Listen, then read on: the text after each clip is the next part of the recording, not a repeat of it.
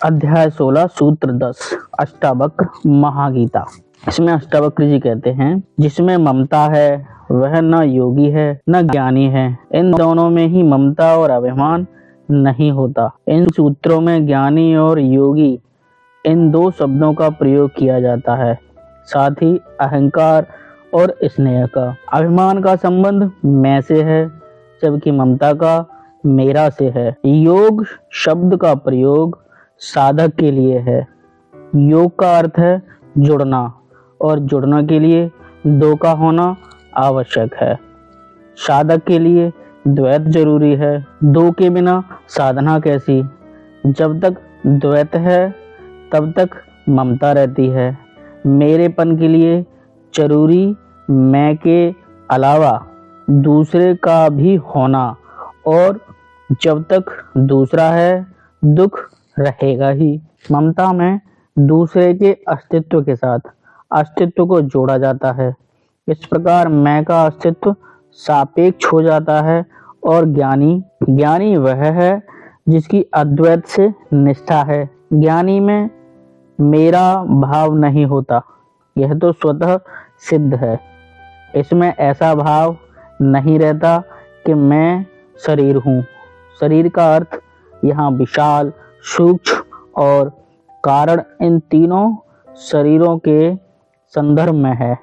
जो मोक्ष की इच्छा रखता है वह स्वयं को बंधनों में बंधा हुआ मानता है। ऐसा स्वयं को शरीर मानता है, और शरीर का अभिमान करने वाला मोक्ष को वस्तु रूप में मानने वाला भी सांसारिक व्यक्ति की भांति दुख का भागी होता है। अध्याय 16 सूत्र 11। इसमें अष्टावक्र जी कहते हैं कि मुक्ति का अर्थ विस्मरण ही है। जो संस्था एवं संस्कारों से पाया है उन सभी को भूल जाना ही मोक्ष है। जब तक इनकी थोड़ी सी भी स्मृति शेष है तब तक मोक्ष संभव नहीं है, क्योंकि संसार बंधन नहीं बल्कि ये स्मृति ही बंधन है। इसी से बंधन मुक्त होना है। यह संसार ही नहीं बल्कि ईश्वर आत्माच परमात्मा आदि का ही स्मरण रूप आत्माच परमात्मा आदि का भी स्मरण रुकावट है, क्योंकि मुक्त में मैं रहता है। फिर स्मरण कौन करेगा? स्मरण मतलब सिमरन।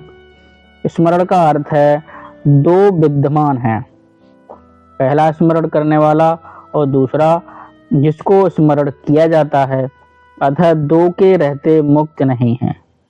यहाँ तक कि जिस गुरु की कृपा से ज्ञान प्राप्त हुआ है उसको भी भूल जाना है, अन्यथा वह गुरु भी बंधन हो जाता है। ऐसा गुरु शिव, विष्णु अथवा ब्रह्मा ही क्यों न हो, इनको भी भूलना विस्मरण, यानी भूलना मतलब विस्मरण आवश्यक है, जिसके बिना शांति मुक्ति नहीं प्राप्त हो सकती। अध्याय 17 अष्टावक्र द्वारा जीवन की मुक्ति की स्थिति का वर्णन। सूत्र 1 भावार्थ। जो तृप्त है, जिसकी इंद्रियां निर्मल व स्वच्छ हैं, जो हमेशा अकेला ही रमण रहता है, उसी को ज्ञान व योगाभ्यास के फल की प्राप्त होती है। व्याख्या। समस्त प्रकार की साधनाओं का फल ज्ञान है। भक्ति हो या उपासना, ध्यान हो या समाधि, योगाभ्यास हो अथवा सांख्य तंत्र हो या हठ योग, सबकी अंतिम उपलब्धि, अंतिम परिणाम ज्ञान ही है, और ज्ञान का फल मुक्ति है। लेकिन ज्ञान प्राप्त हो जाने के बाद भी प्राणी संतुष्ट नहीं है। उसके भीतर कामनाएं अभी भी शेष हैं। वह विचलित है, चिंतित है।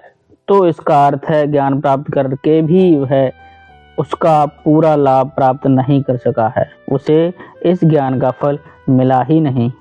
यदि ज्ञान प्राप्त करके भी उसकी इंद्रियां निर्मल नहीं हुई हैं तो अभी भी सांसारिक भोगों की ओर प्रेरित हो रही हैं।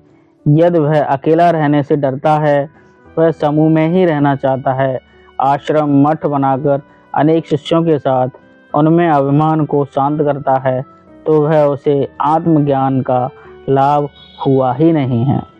अष्टावक्र कहते हैं कि आत्मज्ञान एक योग के द्वारा जो स्वचेतना को प्राप्त हो गया है वह स्वयं से शांत हो गया है। संतुष्टि के लिए उसे अन्य की अपेक्षा ही नहीं, वह शुद्ध इंद्रियों वाला हो गया, जिससे उसकी इंद्रियां सांसारिक भोगों की ओर प्रेरित नहीं होती। जो स्वभाव से प्राप्त हुआ है उसी में पाकर खुशी है। कामना से नहीं, शरीर के लिए जितना आवश्यक है उतना ही लेकर संतुष्ट है। और जो सदैव एकांत में वास करता है, समूह नहीं बनाता, दूसरे से आशा नहीं रखता, सदैव एकांत में वास करता है, समूह नहीं बनाता, दूसरे से आशा नहीं रखता, नगर में रहकर भी अकेला ही रहता है, मित्र शत्रु हितैषी द्वेषी नहीं बनाता, न किसी से सहायता लेता है। जैसे ज्ञानी और योगी का ही ऐसे ज्ञानी और योगी को ही अपने आत्मज्ञान का फल मिलता है। इसके विपरीत करने पर वह ज्ञान प्राप्त करके भी उसके फल को प्राप्त नहीं कर पाता। इसलिए आत्मज्ञानी को अकेला रहने का निर्देश है, अन्यथा फिर से वासनाएं उसे घेर लेती। अध्याय 17 सूत्र 2। इसका भावार्थ, परम तत्व को जानने वाला इस जगत के विषयों में विचरता हुआ किसी भी तरह से मोक्ष को प्राप्त नहीं करता, क्योंकि वह इस यथार्थ को भली प्रकार से जानता है कि समूचा ब्रह्मांड उसी एक मात्र से पूर्ण है। समस्त सृष्टि अलग अलग नाम रूपों में अभिव्यक्त है। इसकी व्याख्या, अष्टावक्र जी कहते हैं, संसार में व्यवहार करता हुआ भी तत्वज्ञानी भिन्न नहीं होता, क्योंकि भिन्नता दूसरे से होती है। बोरियत तब होती है जब मन को प्रिय लगने वाला काम न किया जा रहा हो। जबरदस्ती किसी कार्य को करना ही बोरियत पैदा करता है। एक समान काम को भी निरंतर करते रहना भी मन को अच्छा नहीं लगता। इन सभी में अनुकूल व प्रतिकूल स्थितियां हैं। अनुकूलता प्रसन्नता देती है, प्रतिकूलता दुख। लेकिन तत्वज्ञानी के लिए सभी एक समान है। उसके लिए ना कोई अनुकूल है और ना ही कोई प्रतिकूल, ना उपयोगी है और ना ही कोई अनुपयोगी। इसलिए उसमें उसे सुख या दुख का तो प्रश्न ही नहीं उठता, और फिर लीला में कैसी रुकावट।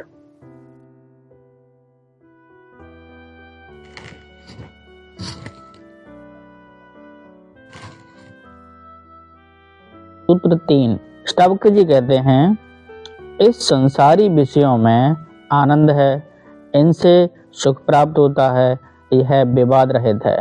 यदि विषयों में सुख नहीं होता तो यह संसार पागलों की भांति उसके पीछे नहीं भागता, वह इस अंधी दौड़ में क्यों पड़ता।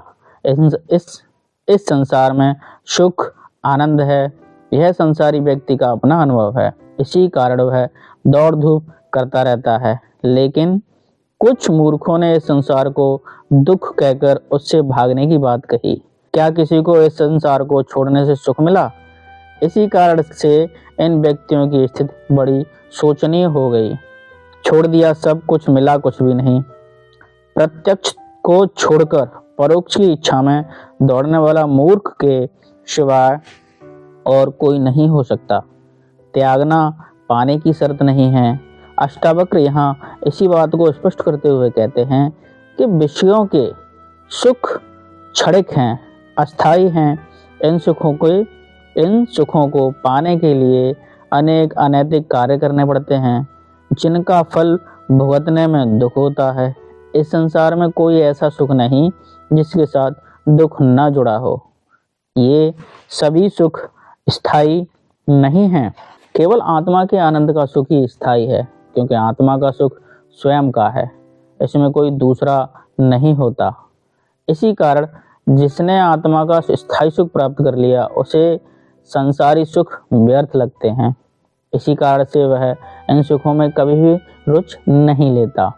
जिसका प्रकार हाथी सल्लकी के पत्तों का मीठा रस चखता हो तो वह हाथी नीम के कड़वे पत्ते में रुचि नहीं लेगा।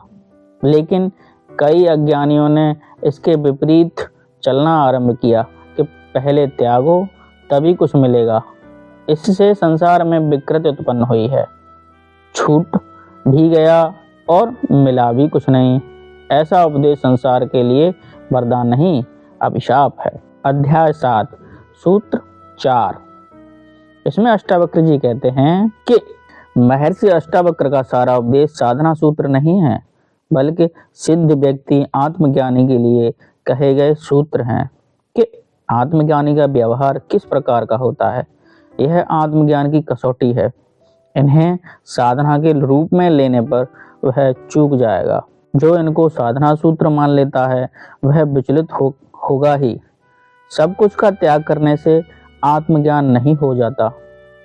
इस सूत्र में भी अष्टावक्र कहते हैं कि आत्मज्ञान को उपलब्ध ज्ञानी व्यक्ति इस जगत में होना असंभव है। गीता में भी कहा है, हजारों मनुष्यों में से कोई एक अंतःकरण शुद्धि के लिए प्रयास करता है, फिर उनमें से कोई बिरला पुरुष ही आत्मा को यथार्थ जानता है।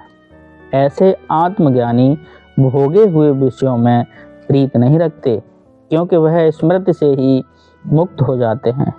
यदि वह भी कामना रखते हैं तो इसका अर्थ है कि उन्हें भी आत्मा का ज्ञान नहीं प्राप्त हुआ है। उसे विषय भोग की अच्छे लगते हैं। ऐसा ज्ञानी न भोगे विषयों के प्रति भी कामना नहीं करता, क्योंकि ये कामना ही उसे पुनः विषय भोगों की ओर ले जा सकती हैं। ऐसा व्यक्ति आत्मज्ञानी है। जो इस जगत में असंभव है वह आत्मा में ही सदा संतुष्ट रहता है। अध्याय 7 सूत्र 5 व्याख्या। जब चित्त यानी हृदय सभी प्रकार के भावों से शांत हो जाता है तो वही मुक्त है। कामना के कारण ही चित्त में लहरें उठती हैं। ये विभिन्न तरंगें ही मोक्ष में रुकावट हैं।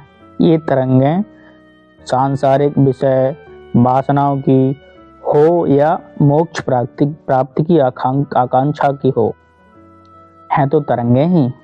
जो मोक्ष को भी कामना करता है, उसकी चिंता करता है, उसके लिए प्रयास करता है, उसका मन विचलित रहता ही है। यह अशांति ही मोक्ष में बाधक है। संसारी हमेशा आकांक्षा में ही जीवित रहता है। वह वासना में ही जीता है। कभी वह भोग की इच्छा रखता है तो कभी वह मोक्ष की। लेकिन वह इस रहस्य को नहीं जानता कि यह इच्छा मात्र ही बंधन है। सभी साधु महात्मा इस संसार को त्यागने का उपदेश देते हैं। खाना पीना वस्त्र घर गृहस्थी का त्याग करने को कहते हैं।